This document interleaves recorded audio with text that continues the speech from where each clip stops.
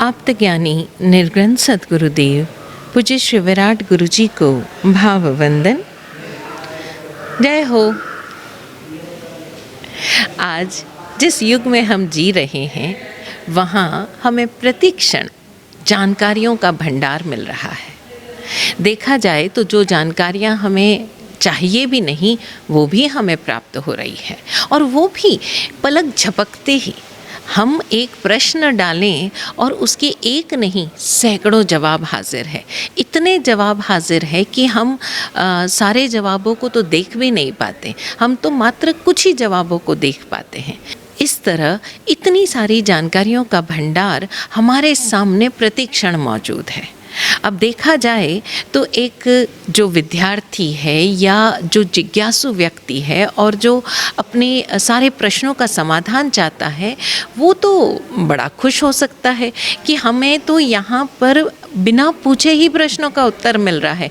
आपको सिर्फ social media पर जाकर, इंटरनेट पर जाकर एक शब्द टाइप करना है, पूरा प्रश्न भी नहीं, एक शब्द टाइप करना है और उस शब्द से संबंधित सैकड़ों प्रश्न भी आजकल आर्टिफिशियल इंटेलिजेंस खुद ही दे देगा। और ना सिर्फ उन सैकड़ों प्रश्नों को देगा, उनके कई उत्तर भी दे देगा। यानी व्यक्ति की सोचने समझने की जो क्षमता है उसका तो अब कोई काम ही नहीं। वो तो रैंडम उसके मन में कोई एक शब्द आ गया तो अब व्यक्ति को प्रश्न पूछने की भी ज़रूरत नहीं है। क्यों? क्योंकि उस प्रश्न से संबंधित, उस शब्द से संबंधित जितना कुछ ज्ञान है वो आपको इंटरनेट और मैं कहूँ तो स्पेसिफिकली आर्टिफिशियल इंटेलिजेंस आपको दे रहा है। अब ऐसे में जो व्यक्ति का मस्तिष्क है, पहले ही वो तो मात्र कुछ % ही काम ले रहा था, अपनी योग्यता का मतलब 10% से भी कम, 10 भी मैं तो बहुत ज़्यादा कह रही हूँ, 2-3% ही काम ले रहा था। और अब इस सो कॉल्ड आर्टिफिशियल इंटेलिजेंस ने उसको भी ख़त्म कर दिया। तो अब ऐसे में व्यक्ति स्वयं नहीं सोच रहा है, स्वयं चिंतन नहीं कर रहा है, स्वयं मनन नहीं कर रहा है, अब उसे सोचवाया जा रहा है, अब उसको चिंतन करने के अवसर दिए जा रहे हैं और ये सब आरोपण हो रहा है, थोपा जा रहा है। यानी जिस दिशा में हमें जाना भी नहीं है, जिस दृष्टि से हमें सोचना भी नहीं है, वही सोचने के लिए हमें मजबूर किया जा रहा है। अब ऐसे में सारे ही व्यक्ति एक ही तरह से सोच रहे हैं। हम समझें इस चीज़ को, आर्टिफिशियल इंटेलिजेंस ने या इंटरनेट ने हमारा जीवन बड़ा आसान कर दिया, ऐसा आजकल कहा जा रहा है। लेकिन अगर इसका बिल्कुल उलट पहलू देखें तो सारे ही लोग एक ही तरह से सोच रहे हैं, सारे ही लोग एक ही दिशा में सोच रहे हैं, सारे ही लोग एक ही तरह से कार्य कर रहे हैं। जैसे आजकल जो एक चलन है कि मेकअप आर्टिस्ट मेकअप करता है, तो आजकल सारी ही दुल्हनें अपने मूल जो उनकी सूरत है, जो सीरत है, वो वैसी नहीं दिख रही है, उनकी शक्ल वैसी नहीं दिख रही है, वो मेकअप आर्टिस्ट जैसी उनकी शक्ल दिखा रहा है वैसी दिख रही है। यानी सारी ही दुल्हनें एक जैसी ही दिख रही है, सारे ही लोग एक जैसे ही दिख रहे हैं। जो एक जीव की या जो उस व्यक्ति की नैसर्गिक योग्यता है वो तो मानो फना ही हो गई। फना तो खैर होती नहीं, लेकिन देखा जाए तो वो पूरी तरह से दब कर रह गई। अब ऐसे में अगर एक व्यक्ति अपने आप को खोजने निकले तो वो खोजता भी उसी पैटर्न से है। यानी हम सब एक तरह से आर्टिफिशियल ज़िंदगी जी रहे हैं, एक तरह से हम सब अपने नैसर्गिक स्वभाव को भूलकर मात्र आरोपित स्वभाव को, इम्पोज्ड पर्सनालिटी को जी रहे हैं। और ये इम्पोज्ड पर्सनालिटी हमें कुछ दिन तो बड़ी अच्छी लगती है, या हम इसको इस तरह से देखें कि दिन के कुछ घंटे तो वो इम्पोज्ड पर्सनालिटी बड़ी अच्छी लगती है। आपको प्रोफेशनल लाइफ में बहुत प्रोग्रेस मिल रही है, आपको सामाजिक प्रतिष्ठा मिल रही है, लेकिन जब वही व्यक्ति घर तक लौट कर आता है, अपने स्वभाव में आता है, तो दिन के 20 घंटे, 18 घंटे, 16 घंटे जिस व्यक्तित्व को उसने दबा रखा है, अपने बहुत सारे रिएक्शंस को, अपने सोच को जो दबा रखा है, वो सब एक साथ फूटता है, और वो जो फूटता है वो बड़े ही विभत्स तरीके से फूटता है। और यही कारण है कि आज मानो जैसे मानसिक बीमारियों की बाढ़ आ गई है। जो चीज़ें पहले सहजता से, सरलता से, आपस में बातचीत करके, परिवार के साथ रहकर दिन भर व्यक्ति जब अपने स्वभाव को जी रहा था, तब वो सहज रूप से प्रदर्शित हो जाती थी, प्रस्तुत हो जाती थी। अब वही चीज़ें मानो दबा दबा कर एक जगह जब इकट्ठी कर दी जाती है, और जैसे ही उसे थोड़ा सा भी आउटलेट मिलता है, वो चीज़ें फूट पड़ती है। अब इसका समाधान क्या? समाधान वीरवाणी के, तीर्थंकर वाणी के इस सूत्र में छुपा है। समाधान है पढ़वम नाणम तवोदया। यानी हम अपने व्यवहार में जो कुछ प्रदर्शित कर रहे हैं, प्रस्तुत कर रहे हैं, हमारे व्यवहार में जो भी हमारी भाषा आ रही है, हमारे एक्सप्रेशंस आ रहे हैं, हमारा बॉडी लैंग्वेज आ रहा है, हमारे रिएक्शंस और रिस्पॉन्सेज आ रहे हैं, वो सब इम्पोज्ड ना होकर हमें पहले स्वयं के भीतर जानने होंगे। इन्फॉर्मेशन लेना अच्छी बात है, जानकारियाँ लेना अच्छी बात है, समय की बचत हो रही है, अब हमें बहुत दूर जाना नहीं पड़ रहा है। लेकिन पहले कुछ क्षण बैठकर हम ये तो अपने भीतर चुनाव करें कि किन जानकारियों की हमें आवश्यकता है, किन जानकारियों पर काम करना हमारे लिए आवश्यक है। ये इन्फॉर्मेशन नॉलेज कब बनेगा, ये इन्फॉर्मेशन और नॉलेज हमारे विजडम में कब परिवर्तित होगा, यानी हमारा प्रज्ञा कब बनेगा। इसके लिए ज़रूरी है कि पहले जो इन्फॉर्मेशन हमें मिल रही है, जो जानकारी, जो हमने सुना, जो हमने देखा, जो हमने ग्रहण किया किसी भी रूप में, पहले हम उसे अपने भीतर टटोलें कि क्या ये मेरे जो इनहेरेंट नेचर है, जो नैसर्गिक स्वभाव है, उसके साथ मेल खाता है। और अगर उसके साथ मेल खाता है तो क्या मैं इसे बार बार अपने जीवन में अप्लाई कर सकता हूँ? अप्लाई करने के बाद क्या मैं सहज फील कर रहा हूँ या मुझे थोड़ी कसमसाहट हो रही है? इसको हम एक एग्जाम्पल से समझें।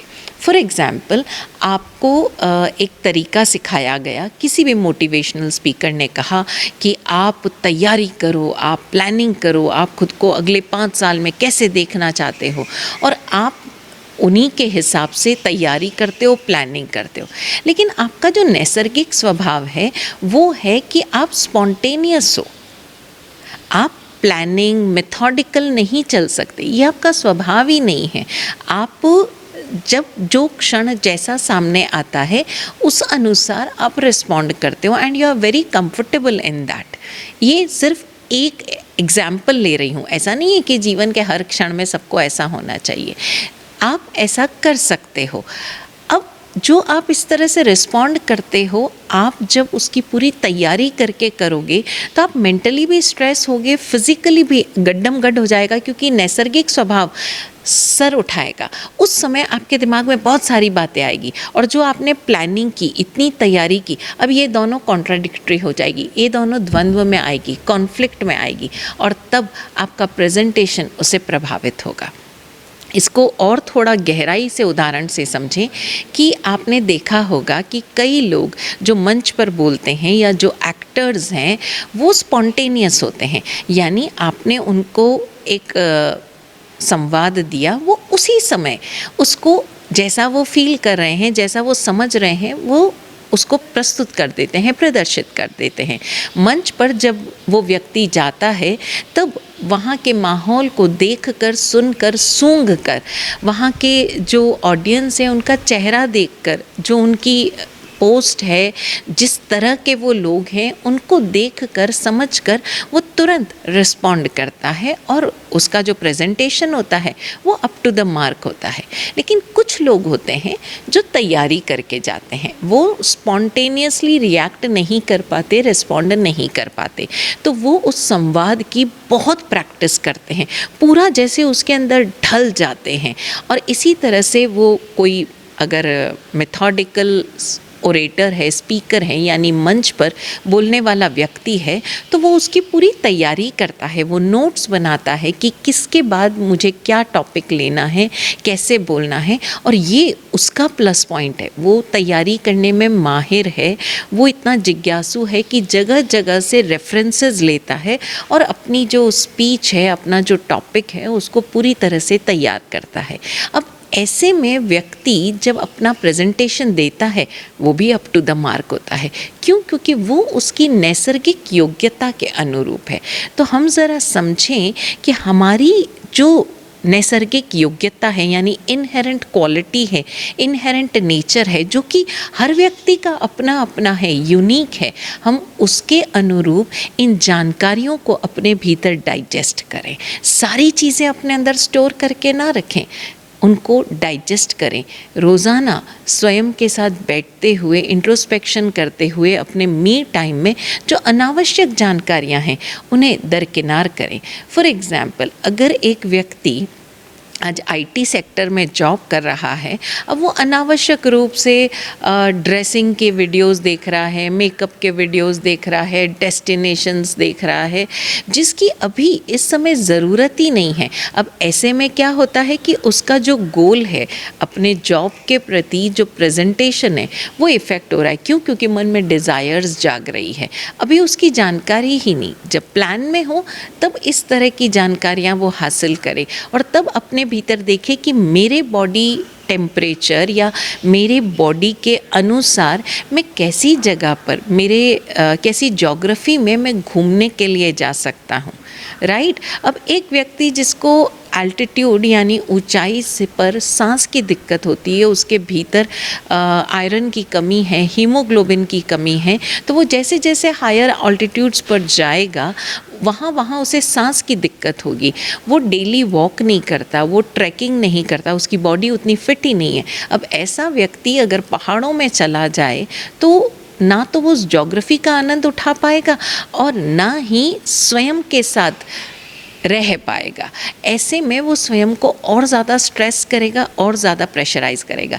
लेकिन चूँकि हम ऐसा इन्फॉर्मेशन गैदर कर लेते हैं और वो भी हमारे जॉब के रहते हुए, तब हमें वो जो जॉब भी है वो स्ट्रेसफुल लगता है। हमें लगता है कि क्या ये सुबह 7 से लेकर रात के 12 बजे तक की जॉब करना हमें नहीं करना है, हमें थोड़ा फ्री होना है। और जब वो फ्री होने के लिए ऐसी जो ज़बरदस्ती आरोपित की गई स्ट्रेस फ्री प्लेसेस हैं, वहाँ जाकर भी वो स्ट्रेस्ड ही होगा, वो प्रेशराइज्ड ही होगा। ऐसे में उसे चाहिए कि जब वो अपनी जॉब पर है तब 100% ये देखे, ये जाने कि वो जॉब का जो स्ट्रेस है, जो प्रेशर है, वो जॉब पर रहते हुए, काम करते हुए कैसे कम किया जा सकता है, किस तरह अपनी श्वास को बैलेंस किया जा सकता है, किस तरह उस जॉब आवर्स में से कुछ मिनट निकाले जा सकते हैं जो उसको स्ट्रेस फ्री करेगा, टेंशन फ्री करेगा, ईज़ पर लाएगा। और जितना वो ईज़ पर आएगा उतना उसकी प्रोडक्टिविटी बढ़ेगी। तो इसलिए पहले जानो और फिर आचरण में लाओ। लेकिन जानो क्या, ये तय करना भी बहुत ज़्यादा ज़रूरी है। और जैसे जैसे आप जानते जाएंगे वैसे वैसे आपकी प्रज्ञा यानी आपका अपना wisdom, you will write your own self. किसी और के एक्सपीरियंसेस को स्वयं पर आरोपित करने की बजाय पहले उसे अपनी एक्सपेरिमेंट फैक्ट्री में यानी अपनी लेबोरेटरी में डालिए, एक्सपेरिमेंट कीजिए, एक्सप्लोर कीजिए और तब उसे अपने जीवन में उतारिए। इस तरह से आप अपने स्वभाव की ओर लौटोगे, यानी प्रज्ञा से समीक्षा करके अपने धर्म को, अपने स्वभाव धर्म को उपलब्ध होगे। तो 2 सूत्र हमने यहाँ पर समझे।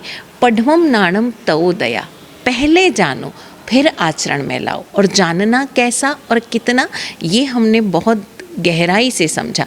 हमने आपको यहाँ पर, समय सीमा है हमारे पास, इसलिए हम इसको बहुत सरफेस तौर पर समझ रहे हैं, लेकिन जैसे जैसे इस सूत्र को आप हर जगह अप्लाई करोगे, जैसे कि एक महिला अपने किचन में अप्लाई करेगी, यानी उसके घर वाले जो भोजन करते हैं उनका टेस्ट कैसा है, आपके आसपास किस तरह की सब्जियां मिलती है, किस तरह की वनस्पति मिलती है, या किस तरह के मसाले मिलते हैं, आपकी ज्योग्राफी कैसी है, यहाँ का मौसम कैसा है। तो वो जब इन सबको जानकर फिर कोई रेसिपी अपने किचन में ट्राई करेगी तो वो सक्सेसफुल होगी। लेकिन हम एक बहुत ही ठंडे प्रदेश की रेसिपी एकदम गर्म प्रदेश में बनाकर उसे मतलब खाने की, पचाने की और फिर प्रशंसा पाने की कोशिश करेंगे तो ये मामले थोड़े गड़बड़ हो सकते हैं। तो हम समझें, पहले जानो फिर उसे आचरण में लाओ, और जब आप उसे आचरण में लाओगे, अपने भीतर को जानकर, समझकर, उसे पूरी तरह से अपने स्वभाव से अलाइन करते हुए, तब प्रज्ञा से समीक्षित ये धर्म आपके स्वभाव धर्म होगा। तब आप ये आरोपित धर्म को नहीं जियोगे। पन्ना समीक्षय धम्मम, ये सूत्र भी हमें स्वयं हमारी ज़िंदगी में घटित होता चला जाएगा। तो इन सूत्रों को मात्र हम रटे नहीं, इसके बहुत बहुत आयामों को हम खोजने की कोशिश करें, तब एक एक सूत्र हमारे लिए लाइफ ट्रांसफॉर्मिंग हो जाएगा। हम ऐसे ही और सूत्रों पर बात करते रहेंगे। यदि आपको लगता है कि आप किसी सूत्र पर चर्चा करना चाहते हैं तो हमसे ज़रूर संपर्क करें। कमेंट सेक्शन में आप वो सूत्र डाल सकते हैं। हम प्रयास करेंगे गुरुवाणी में उसका समाधान ढूंढकर आपके साथ अपना अनुभव ज़रूर शेयर करेंगे। जय हो। ओम शांति।